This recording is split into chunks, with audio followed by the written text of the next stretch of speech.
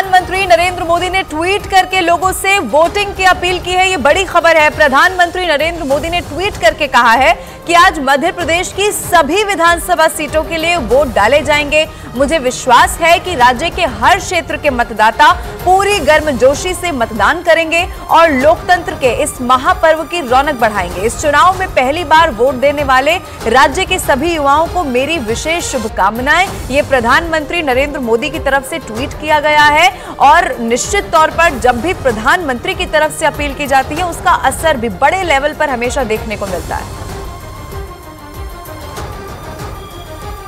तो प्रधानमंत्री नरेंद्र मोदी ने भी यहां पर गर्मजोशी से मतदाताओं से इस मतदान में हिस्सा लेने के लिए कह दिया है। लेकिन इस वक्त हम मध्य प्रदेश में मौजूद हैं, मध्य प्रदेश के ग्वालियर में, और ग्वालियर पूर्व विधानसभा सीट है। ऐसे में ये मतदान केंद्र है शिशु मंदिर, जहां पर कुछ ही देर में ज्योतिरादित्य सिंधिया भी यहां पर पहुंचेंगे और कड़ी टक्कर यहां पर कांग्रेस और बीजेपी के बीच में देखने को मिल रही है। हालांकि जो मतदाता है वो भी बढ़ चढ़ कर हिस्सा ले रहे हैं। आपने वोट दे दिया है?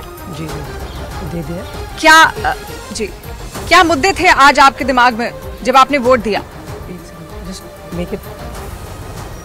तो देखिए, तमाम जो मतदाता हैं वो धीरे धीरे यहाँ पर आने शुरू हो गए हैं और ऐसे में उत्साह भारी है। बुजुर्ग हो या फिर युवा, तमाम जो मतदाता हैं वो इस वक्त यहाँ पर पहुंच रहे हैं। तो ऐसे में भारी उत्साह यहाँ पर देखने को मिल रहा है। अंदर जो तैयारियां हैं वो भी पूरी कर ली गई हैं। तो ऐसे में आप देख सकते हैं जो चुनौती है वो कम नहीं है यहाँ पर सिंधिया के लिए, खासतौर पर कम चुनौती नहीं है। और ऐसे में इस चुनौती को कैसे पार कर पाएंगे सिंधिया, इस बात पर सबकी निगाहें टिकी हुई है। लेकिन आज जो नतीजे हैं वो भविष्य के गर्भ में कहीं ना कहीं दर्ज हो जाएंगे और 3 दिसंबर को नतीजे जब घोषित होंगे तब ऐलान होगा जीत का। फिलहाल इस वक्त चलते हैं हम सीधे मनोज के पास। मनोज, क्या तस्वीर आप दिखाएंगे? मैं आपको भी यहाँ पर पोलिंग सेंटर पे हूँ और मुख्यमंत्री शिवराज सिंह चौहान नर्मदा नदी के किनारे, अभी फिलहाल नर्मदा नदी की जो मां नर्मदा बोलते हैं यहाँ पर पवित्र नर्मदा नदी।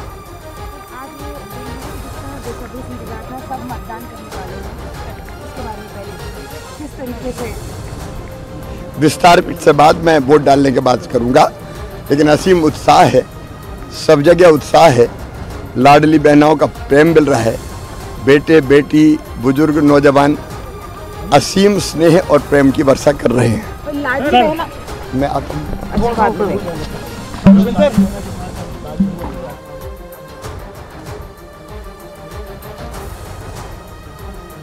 और जिस तरह से आज मध्य प्रदेश की तमाम 220 विधानसभा सीटों पर मतदान हो रहा है, ये सीट जहां पर हमारी मौजूदगी है छिंदवाड़ा के उस मतदान केंद्र के बाहर हम यहां पर मौजूद हैं, जहां कमलनाथ बस कुछ ही देर पहले मतदान करके निकले हैं। परिवार समिति यहां पर पहुंचे हुए थे और ये तस्वीरें मेरे वीडियो जर्नलिस्ट साथी विकास ठाकुर दिखा रहे हैं किस तरह से सुबह सुबह ही एक बड़ी लंबी कतार देखी जा रही है। ये है शासकीय प्राथमिक शाला शिकारपुर, ये मतदान केंद्र है, कमलनाथ के घर से बिल्कुल नज़दीक है। और ये शिकारपुर तकरीबन 250 परिवारों का एक छोटा सा गांव है, कस्बा है, जहां पर इस मतदान केंद्र में कमलनाथ पहुंचे हुए थे मतदान के लिए। लेकिन उससे ठीक पहले वो इसी मतदान केंद्र यानी स्कूल से ही लगे हुए एक मंदिर में पहुंचे परिवार समेत। यहाँ पर उन्होंने पूजा अर्चना की और भगवान का आशीर्वाद लेने के बाद दावा ये किया कि इस बार बीजेपी की सरकार को बदलने के लिए जनता मतदान करिए। न्यूज़ 18 इंडिया से उन्होंने खास बातचीत में ये भी दावा किया कि वो दावा नहीं करेंगे कि कितनी सीटें कांग्रेस इस बार जीतने वाली है, लेकिन बहुमत कांग्रेस को मिलेगा। ये दावा कमलनाथ का, उनके ही सांसद पुत्र नकुलनाथ का भी। लेकिन यहाँ पर बड़ी तादाद में लोगों की मौजूदगी है। कतार में हम देख सकते हैं कि सुबह से ही एक लंबी कतार इस मतदान केंद्र में देखने को मिली। युवाओं की बड़ी तादाद में मौजूदगी है। क्या मुद्दे हैं खासतौर पर यहाँ? सर, बेरोजगारी सबसे बड़ा मुद्दा है। हाँ। और किसान परेशान है सर।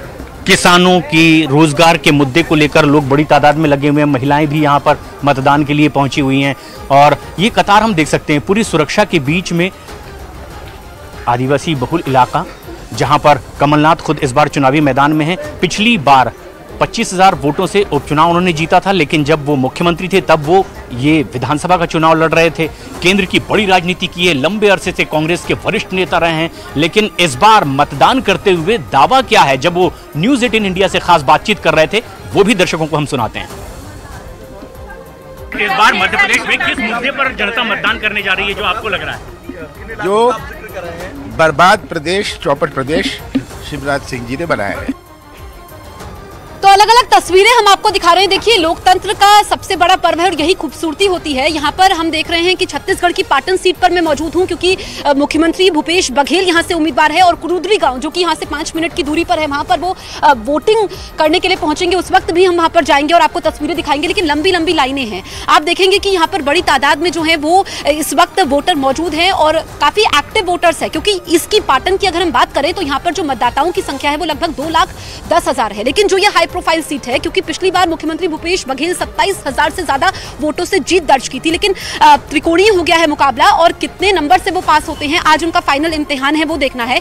अब देखिए, ये मैं खास तस्वीर दिखाती हूँ। यहाँ पर देखिए, पोहा भी लोगों को मिल रहा था। अभी वो बच्चे थे जो छोटे छोटे बच्चों के साथ आए हैं, एक महिला है, हम उनसे बातचीत करते हैं, क्योंकि आपने जो बच्चे आपके साथ थे, पोहा भी यहाँ पर मिल रहा है। खास व्यवस्था आप देख रहे हैं? जी, यहीं से मिला है, यहीं से मिल रहा है पोहा। देखिए, ये यहाँ पर खास व्यवस्था है कि जो बच्चे यहाँ पर पहुंचे हैं उनको दिक्कत ना हो, उनको खाने पीने का सामान भी बांटा जा रहा है। मनोज मेरे सहयोगी हमारे साथ मौजूद है। मनोज, क्या जानकारी आप हम तक पहुंचाना चाहते हैं?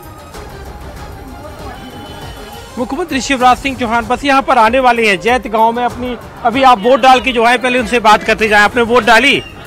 जरा दिखाइए तो, जरा आपकी वोट दिखाइए, सारा हिंदुस्तान देखे कि आपने अपने मताधिकार का इस्तेमाल किया है। आप चेहरा नहीं दिखा रही, इसलिए आप तो खुल के बता सकती हो मुद्दा क्या है। सॉरी, बताइए ना। सॉरी, मुझे कहीं जाना। देखिए, मतलब मुद्दा जब पूछते हैं तो लोग चले जाते हैं। हालांकि वो अपना मत डाल के आई थी और बड़ा लंबा सा घूंघट डाला हुआ था। लेकिन इस सीट के लिए खासतौर पे बता दूं तो 6वीं बार मुख्यमंत्री शिवराज सिंह चौहान यहाँ बुदनी से चुनाव लड़ रहे हैं। इसके पहले 5 बार जीत चुके हैं और मुख्यमंत्री के लिए बड़ी प्रतिष्ठा का सवाल है। हालांकि पार्टी ने जब बार बार पार्टी से पूछा गया कि अगली बार वो मुख्यमंत्री होंगे, तो इस बात को लेके मुख्यमंत्री को मालूम है कि पार्टी ने उनके चेहरे को दोबारा यहाँ पर बतौर मुख्यमंत्री पेश नहीं किया है। लेकिन फिर भी मुख्यमंत्री शिवराज सिंह चौहान ने कम से कम 160 सभाएं की। आपने वोट डाली? उंगली दिखाइए जी। अरे उंगली दिखाइए, वोट वाला जी। तो फिर नाम मत बताना किसको दिया, हम तुम सच सच बताना, असली मुद्दा क्या है? हाँ, असली मुद्दा यही है भैया का। असली मुद्दा यही है भैया का। तो ये फिलहाल मध्य प्रदेश में, वैसे एक बात बताऊं कि मुख्यमंत्री शिवराज सिंह चौहान ने आने के पहले भी, चुनाव के पहले जो लाडली बहना योजना लॉन्च की थी, उसके पहले उसके जो बेनिफिशरीज थे, उनके गांव में जो उसके लाभार्थी थे, उनसे सब बहनों से अभी यहाँ मुलाकात की। उसके बाद नर्मदा नदी की पूजा के लिए गए और अब यहाँ पर वोट डालने आने वाले हैं। मनोज, आपके पास वापस लौटेंगे। देखिए, भारी उत्साह है और लगातार यहाँ पर मतदान हो रहा है। इस वक्त मैं भी ग्वालियर पूर्व विधानसभा सीट पर हूँ। जो वोटर्स हैं वो धीरे धीरे आ रहे हैं। आपने अपना वोट दे दिया? जी हाँ। क्या मुद्दे आज रहे आपके दिमाग में जब वोट आपने डाला? बेरोजगारी, महंगाई मुख्य मुद्दे हैं मेरे लिए। जी, तो क्या विकास आपको चाहिए फिलहाल ग्वालियर में? मैं सोचता हूँ यहाँ रोड्स का बहुत बुरा हाल है, स्ट्रीट लाइट्स नहीं है, कानून की व्यवस्था भी है। ये मुख्य मुद्दे हैं इस ग्वालियर शहर के। जनप्रतिनिधि के अंदर क्या खासियतें चाहेंगे?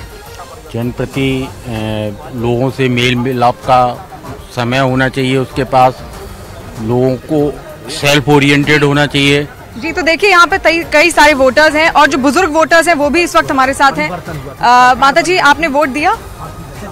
वोट देकर कैसा लगा आपको? ठीक लगा, अच्छा लगा। बस आप महिला हैं, महिला होने के नाते आपने अपना मताधिकार का इस्तेमाल किया। महिलाओं को क्या कहना चाहेंगी? महिलाओं को बस यही कहना चाहेंगे कि अपने मताधिकार का उपयोग करना चाहिए, लेकिन सोच समझ के।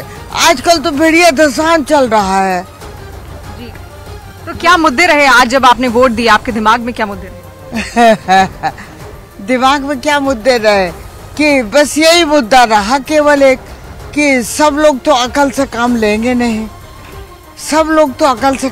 नहीं। वो जिधर वो भीड़ चल रही है, जिधर वो पैसा चल रहा है, देखिए माता जी यहाँ पर अकल से काम करने के लिए बोल रही हैं, क्योंकि देखिए मताधिकार का जो इस्तेमाल है वो सोच समझ कर ही करना चाहिए। आपने वोट किया? कर दिया जी। तो वोट करने के बाद क्या मुद्दे आपके दिमाग में उस वक्त रहे? मुद्दे देखो, महंगाई होगा, ये सब बेकार की बातें। हम तो जो धर्म की रक्षा करता है उसको देते हैं।